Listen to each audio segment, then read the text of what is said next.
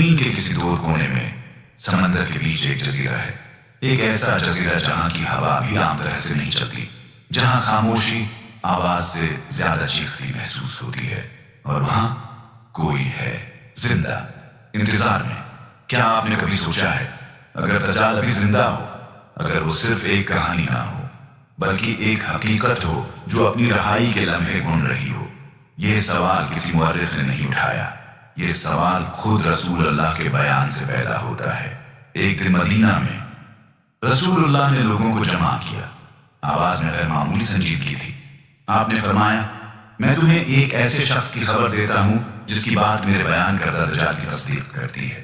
وہ شخص تھا تمیم داری رضی اللہ عنہ، ایک سابق عیسائی راہب، سمندر کا مسافر، اور ایک ایسا گواہ جس نے وہ دیکھا جسے دیکھنے کے بعد انسان پہلے جیسا نہیں رہتا۔ انہوں نے بیان کیا، ہم سمندر میں نکلے تھے، سب کچھ معمول کے مطابق تھا، پھر اچانک آسمان کا رنگ بدل گیا، ہوا نے شکل بدل لی، لہریں دیوانہ وار اٹھنے لگیں، کشتی چیخ رہی تھی، لکڑیوں کی چرچراہٹ ایسے جیسے وہ مدد مانگ رہی ہوں۔ ایک دن، 2 دن، 5 دن، پھر ہفتے گزر گئے، پھر 1 مہینہ۔ سمندر انسان کو تھکا دیتا ہے، مگر جب وہ آپ کو چھوڑتا نہیں تو وہ آپ کو توڑ دیتا ہے۔ ہم ٹوٹ چکے تھے، پھر دھند میں سے ایک سایہ بھرا، ایک جزیرہ، نجات یا کچھ اور۔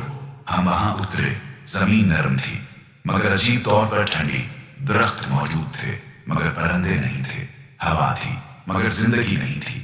اور پھر جھاڑیوں کے پیچھے کچھ حرکت ہوئی، ہم نے اسے دیکھا، ایک مخلوق جس میں بالوں سے ڈھکا ہوا، آنکھیں مشکل سے نظر آ رہی تھی، نہ مکمل انسان نہ مکمل جانور۔ ہم نے پوچھا، تم کیا ہو؟ اس نے جواب دیا، میں الجساسہ ہوں۔ اس کی آواز میں کچھ ایسا تھا جو دل کے اندر اتر جائے۔ اس نے کہا، آگے جاؤ، وہاں ایک شخص ہے جو شدت سے تمہارا انتظار کر رہا ہے۔ انتظار؟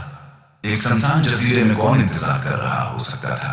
ہم آگے بڑھے، وہاں ایک عمارت تھی، پرانے پتھروں کی بنی ہوئی، اندر اندھیرا تھا، دل کی دھڑکن اب صاف سنائی دے رہی تھی۔ پھر ہم نے اسے دیکھا، وہ بیٹھا نہیں تھا، وہ بندھا ہوا تھا، زنجیریں اس کے ہاتھوں میں تھیں، زنجیریں اس کے پاؤں میں تھیں، زنجیریں اس کی گردن میں تھیں، مگر وہ کمزور نہیں لگ رہا تھا، وہ ہم سب سے بڑا تھا۔ اس کے اندر غیر معمولی طاقت کا احساس تھا۔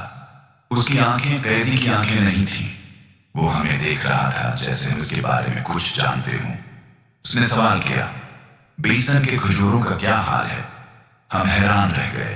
ہم نے جواب دیا، وہ پھل دے رہے ہیں۔ اس نے کہا، زیادہ دیر نہیں دیں گے۔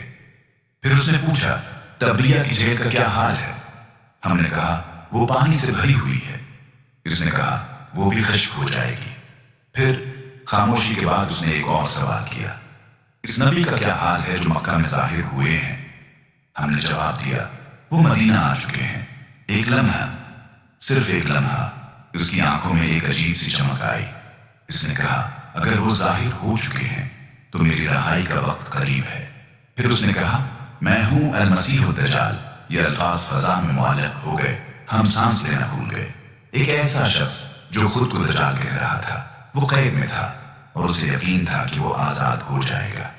جب یہ واقعہ بیان ہوا، رسول اللہ کھڑے ہوئے، آپ نے مشرق کی طرف اشارہ کیا اور فرمایا، وہ مشرق کی جانب ہے۔ سوچئے، ایک جزیرہ، مشرق کی سمت، قید میں بند دجال، اور وقت گزر رہا ہے۔ رسول اللہ نے فرمایا، آدم علیہ السلام سے قیامت تک دجال سے بڑا فتنہ نہیں ہوگا۔ وہ عجیب طاقتیں دکھائے گا، وہ بارش برسائے گا، زمین کو حکم دے گا، خزانے باہر آ جائیں گے۔ وہ جنت دکھائے گا جو حقیقت میں جہنم ہوگی، اور جہنم دکھائے گا جو حقیقت میں نجات ہوگی۔ یہ طاقت کا کھیل نہیں ہوگا، یہ نظر کا دھوکہ ہوگا۔ لوگ آنکھوں سے دیکھیں گے مگر دل سے نہیں سمجھیں گے۔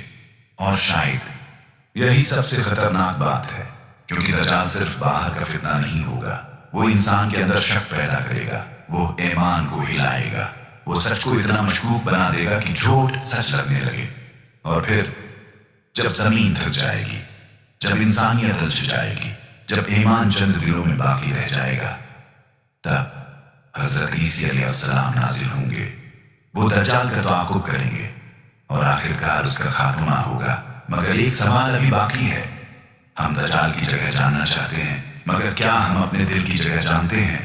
اگر وہ آج آزاد ہو جائے تو کیا ہم اسے پہچان لیں گے، یا ہم بھی ہجوم کا حصہ بن جائیں گے؟